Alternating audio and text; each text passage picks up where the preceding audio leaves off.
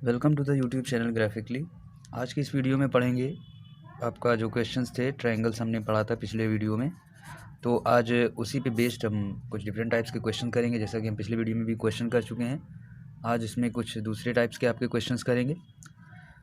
तो यहाँ पर आपका पहला क्वेश्चन है, यहाँ पर एक आइसोसेलेस ट्रायंगल दिया गया है।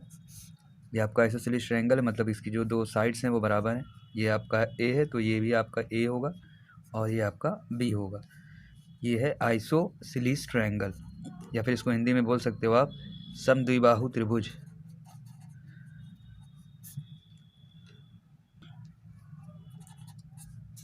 अब यहाँ पर आपको ये जो आपका आइसोसेलेस ट्रायंगल है, इसका पेरीमीटर दिया गया है, परिमाप दिया गया है, मतलब कि 2a + b अगर आप देखें तो इसकी वैल्यू दी गई है 32। और जो आपका दोनों ये हैं आइसोसेलेस ट्रायंगल्स की जो दोनों सेम भुजाएं हैं, जो दोनों सेम साइड्स हैं, उनका सम दिया गया है 2a = आपको दिया गया है 18। और यहाँ पर a + b की वैल्यू फाइंड आउट करनी है। तो सिंपली यहाँ पर देखिए, आपका a की वैल्यू आ जाएगी 9 और b की वैल्यू आ जाएगी कुछ, यहाँ पर आप 9 दूना 18 करेंगे, 32 में से 18 जाएगा, 14 बचेगा। तो ये हो गया आपका आंसर। यहाँ पर आपका एक क्वेश्चन था कुछ इस तरह का। अब इसके बाद नेक्स्ट क्वेश्चन है, एक है आपका right angle triangle. Right angle triangle है, मतलब कि समकोण त्रिभुज है, और समकोण त्रिभुज का एरिया आपको दिया गया है, क्षेत्रफल दिया गया है, क्षेत्रफल है 42 यूनिट। और जो परपेंडिकुलर है, जो नॉर्मल है, उसकी भी वैल्यू दे दी गई है। जो आपका अभिलंब है, अभिलंब या इसको नॉर्मल बोलते हैं इंग्लिश में, इसकी वैल्यू दी गई है 10 यूनिट। तो हमें इसमें ये बताना है कि जो आपका राइट एंगल ट्रायंगल है, उसका जो बेस है, आधार है, उसकी वैल्यू क्या होगी, आधार या फिर बेस। तो आप जानते हैं जो भी आपका राइट एंगल ट्रायंगल बनता है तो यहाँ पे कुछ 90 डिग्री का एंगल होता है, और जो आपका एरिया होता है, ये आपका नॉर्मल है, इसकी लेंथ मान लेते हैं, और ये आपका बेस है, इसकी लेंथ कुछ होगी। तो जो आपका एरिया होता है वो होता है हाफ n/b, और यहाँ पर एरिया दिया गया है वो है 42, और आपको नॉर्मल भी दे दिया गया है, ये है कितना, 10 है। तो ये हो गया आपका 10 1/2, और आपको b बेस पता करना है। तो ये हो जाएगा आपका b की वैल्यू आ जाएगी 42 × 2 / 10, मतलब आ गया आपका 8.4। तो ये आ जाएगा आपकी जो समकोण त्रिभुज है उसका जो बेस है उसकी वैल्यू आ गई।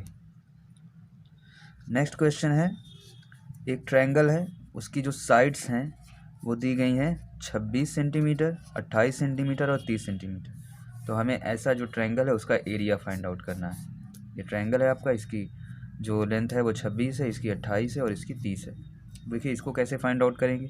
जैसा कि जब हमें ट्रायंगल दिया हो तो यहाँ पर देख रहे हैं ना, ये आपका आइसोसेलेस ट्रायंगल है, मतलब कि ना दो भुजाएं समान हैं ना तीनों भुजाएं समान हैं।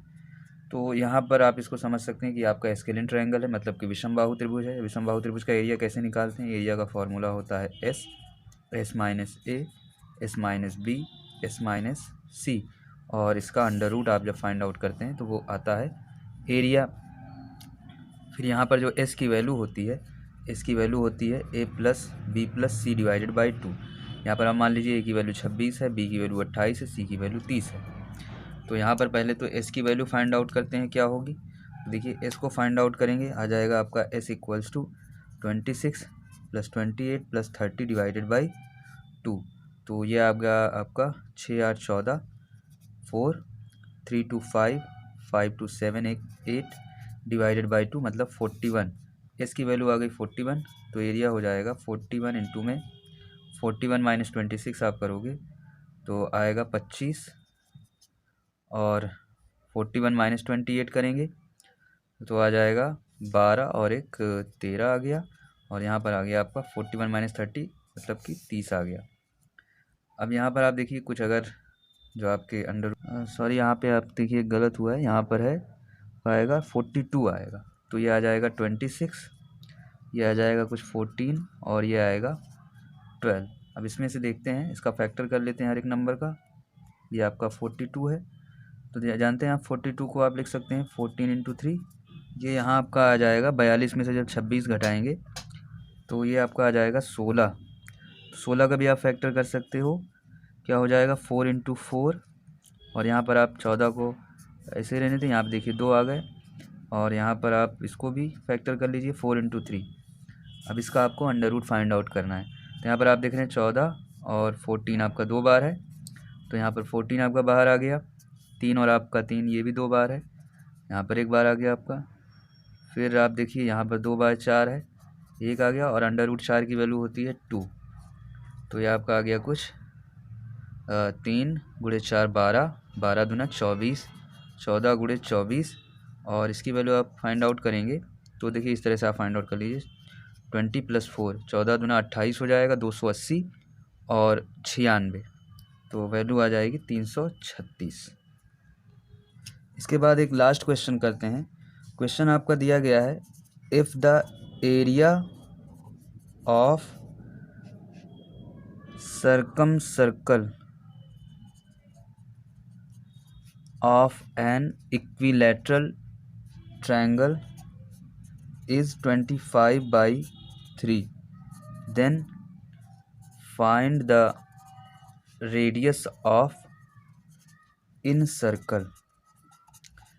मतलब कि आप देख रहे हैं ये एक, मान लीजिए कोई इक्विलेटरल ट्रायंगल है, समबाहु त्रिभुज है। समबाहु त्रिभुज का जो एक बाह्य वृत्त है,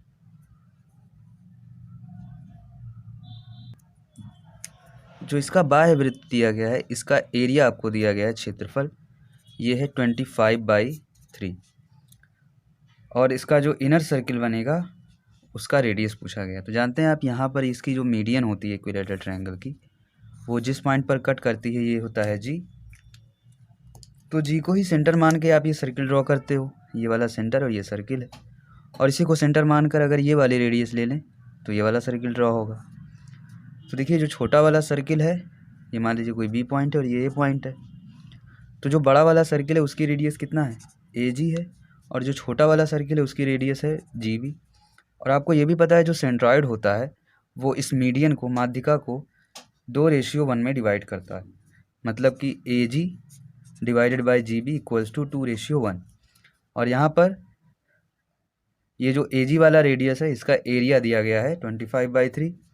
एरिया का फॉर्मूला आपको पता है πr² होता है सर्किल के एरिया का, तो क्या हो जाएगा पाई इंटू ए जी का स्क्वायर इक्वल्स टू 25π/3। पाई से पाई कैंसिल आउट हो गया, ए जी की क्या वैल्यू आ जाएगी 5/√3। तो यहाँ पर ए जी की वैल्यू फाइंड आउट हो गई, आपको जी बी की वैल्यू फाइंड आउट करनी है। तो यहाँ पर ए जी की वैल्यू रख देंगे, क्या आ जाएगा 5/√3 divided by G B equals to 2/1। तो इस तरह से इसको अगर सॉल्व कर लिया जाए आ जाएगा जी बी बराबर 5/2√3 यूनिट। ठीक है, ये आ जाएगा आपका जो इनर सर्किल है, इन सर्किल है, अंतःवृत्त है, उसकी त्रिज्या आ गई, रेडियस ऑफ इन सर्कल। तो यहाँ तक हमने ट्रायंगल के जितने भी टॉपिक्स होते हैं, जितने भी पॉइंट्स होते हैं उनके बारे में जाना। पहले हमने पढ़ा था आपका प्लेन ज्योमेट्री हम लोग पढ़ रहे हैं, तो प्लेन ज्योमेट्री में हमने पहले पढ़ा आपका कोण जो होते हैं वो कितने प्रकार के होते हैं, एंगल, जैसे आपका acute angle, obtuse angle, reflex angle, उन सभी के बारे में पढ़ा।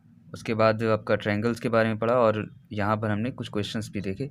तो आज का ये वीडियो एंड करते हैं, और इसके बाद नेक्स्ट वीडियो में पढ़ेंगे क्वाड्रिलेटरल के बारे में, मतलब चतुर्भुज आपके कितने टाइप्स के होते हैं उसके बारे में पढ़ेंगे। और आज का ये वीडियो यहाँ पर एंड करते हैं।